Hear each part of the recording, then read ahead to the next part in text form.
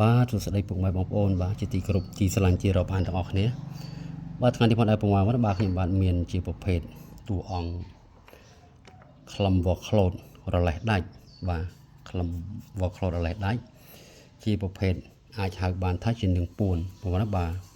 ខ្លឹមក្លូតរបូតទុកខ្លឹមក្លូតរបូតភ័យរបូតគ្រោះទាំងឡាយដែលបុរាណលោកតែងនិយាយបាទខ្លឹមក្លូតជួយអាចជួយឲ្យស្បែកយើងស្វិតឬក៏កង់មួយព្រិចភ្លែកបាទមួយព្រិចភ្នែកដោយបំដឹងខ្លួនបុគ្គលទាំងឡាយណាដែលមានខ្លឹមក្លូតនេះប្រើជាប់ខ្លួនបាទហើយខ្លឹមក្លូតនេះជាប្រភេទខ្លឹមរលេះដាច់បាទឬក៏អាចហៅបានថាជានឹងពួន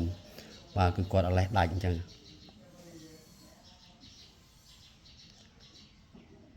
បាទក៏ប្រភេទរលេះដាច់ហើយខាងផ្លូវងងឹតបាទគឺបន្សាបលឿនខ្លាំងមែនតើបាទខាងផ្លូវងងឹតហើយស្វិតនឹងគង់ហើយបងប្អូនណាមានខ្លឹមក្លូតបាទប្រើជាប់ខ្លួននោះគឺខាងស្វិតនិងខាងគង់ហើយបើខាងវិជ័យសង្គ្រាមនោះគឺបងប្អូនបាទពាក់ធ្វើបន្តោងជាប់ខ្លួនបាទអាចជួយការពារយើងបានឲ្យតែប្រភេទខ្លឹមរលេះដាច់អញ្ចឹងបងណាបាទខ្លឹមរលេះដាច់ឬក៏ហៅថាយើងអាចហៅបានថាជានឹងពួនហើយឲ្យតែខ្លឹមរលេះដាច់ហ្នឹងអានេះរលេះតាមដំណើររបស់លោកទៅអញ្ចឹងរលេះដាច់អានេះខ្ញុំទុំឆ្កឹះស្គៀលសម្អាត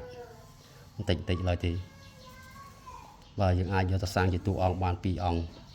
បាទ2អង្គ3អង្គខ្លឹមរលេះដាច់តាមដំណើរលោក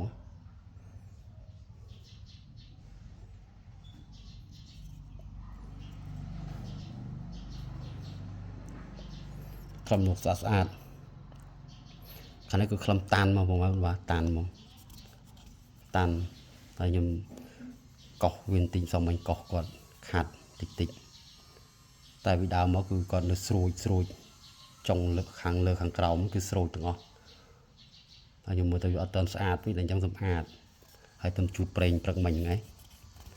ជូតប្រេងឲ្យដាក់ថតមកទៅ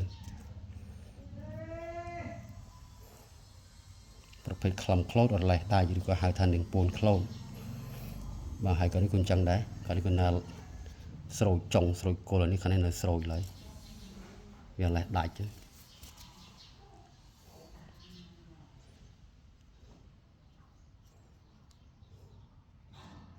ក៏នេះធំគាត់ណាបាទធំអាចសាងជាតួអង្គបានច្រើនហើយខ្ញុំបំរុងពងតសាងជាងកម្មដៃលោកសាងជាងកម្មដៃខ្លះបាទហ្នឹងហើយអរគុណពុកម៉ែបងប្អូនបាទវីដេអូនេះវាប៉ុណ្ណឹងទេបាទសូមអរគុណសូមគោរពលាបាទ